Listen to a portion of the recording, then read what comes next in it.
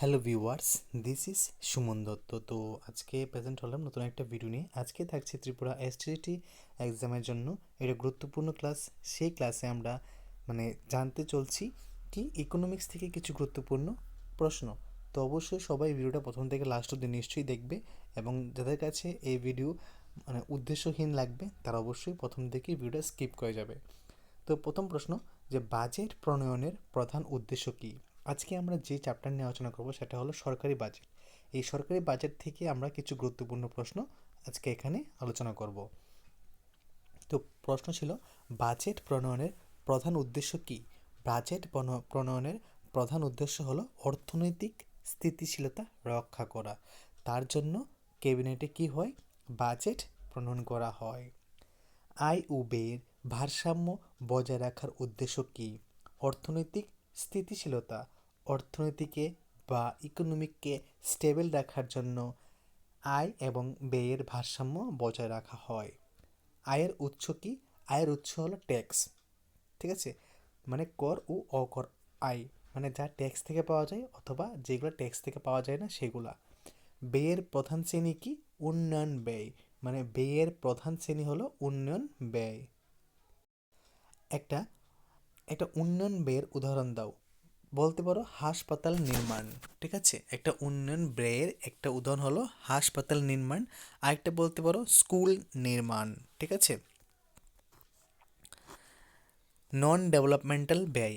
নন developmental ব্যয় হলো কি? সরকারি কর্মচারীর বেতন। এটা হলো কি? নন ডেভেলপমেন্ট ব্যয়। ভারসাম্য বাজেট কি? যেখানে স্টেবল ভারসাম্য থাকে, স্টেবল একটা ইকোনমি থাকে, তা হলো আয় ইজ ইকুয়াল টু ব্যয়, যেখানে আয় আর ব্যয় সমান সমান থাকবে।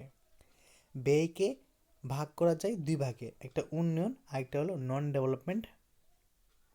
ডেভেলপমেন্টাল ভাবে। ঠিক আছে, নন ডেভেলপমেন্টাল ভাবে। ঘাটতি বাজেট মানে কি? আয় থেকে ব্যয় বেশি। ঠিক আছে, ঘাটতি বাজেটের প্রধান লক্ষ্য কি বা প্রধান কারণ কি? এটা আয় কম হওয়া। বাজেটের মাধ্যমে আর্থিক নীতি প্রয়োগ করা হয়। কি করা হয়? আর্থিক নীতি প্রয়োগ করা হয়। উন্নয়নে ব্যয় সামাজিক ও অর্থনৈতিক থাকে। ও যখন এখানে উন্নয়ন থাকে সেখানে কি হয়? সেখানে সামাজিক এবং অর্থনৈতিক এই দুই ব্যয় থাকে। বাজেটের সময় আয় ও ব্যয় হিসাব করা হয় আর্থিক হিসাবে। কি হিসাবে? আর্থিক হিসাবে। বাজেটের ঘোষণার সময় প্রত্যেক বছর বাজেট 1 জুলাই ঘোষণা করা হয়। এটা মনে রাখবে, বাজেটের সময় আয় ও ব্যয় হিসাব করা হয় আর্থিকভাবে।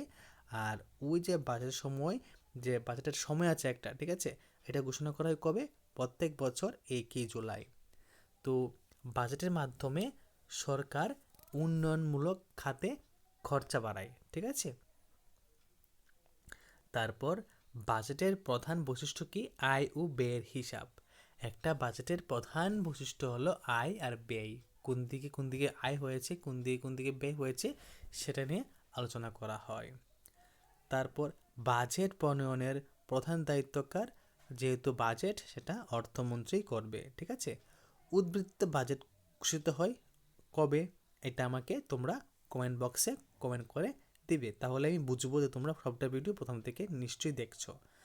আয়কে কয় ভাগে ভাগ করা যায়? আয়কে দুই ভাগে ভাগ করা যায়, একটা কর ভিত্তিক আর একটা হলো অকর ভিত্তিক। ঠিক আছে। ঘাটতি বাজেটের একটা আর্থিক প্রভাব কি? সরকারের ঋণ হওয়া বা সরকারের ঋণ বৃদ্ধি পাওয়া, এটা হলো ঘাটতি বাজেটের একটা আর্থিক প্রভাব। তো তোমরা সবাই প্রথম থেকে লাস্ট অব্দি ভিডিও দেখেছো কিনা সেটা আমি বুঝতে পারবো কেবলমাত্র এই উদ্বৃত্ত বাজেট ঘোষিত হয় কবে এটার উত্তরের মাধ্যমে। তো যদি আজকের ক্লাস ভালো লাগে থাকে অবশ্যই এই ভিডিওটা সবার কাছে শেয়ার করবে, এবং তোমার কাছে যদি ইনফরমেটিভ মনে হয় তাহলে এই চ্যানেলটাকে অবশ্যই সাবস্ক্রাইব করে রাখবে এবং নোটিফিকেশনে অল প্রেস করে রাখবে। তাহলে যখন আমি নতুন নতুন ভিডিও আপলোড করব তুমি খুব ইজিলি পেয়ে যাবে। তো দেখা হচ্ছে একটা গুরুত্বপূর্ণ ভিডিওতে। সবাইকে অসংখ্য ধন্যবাদ।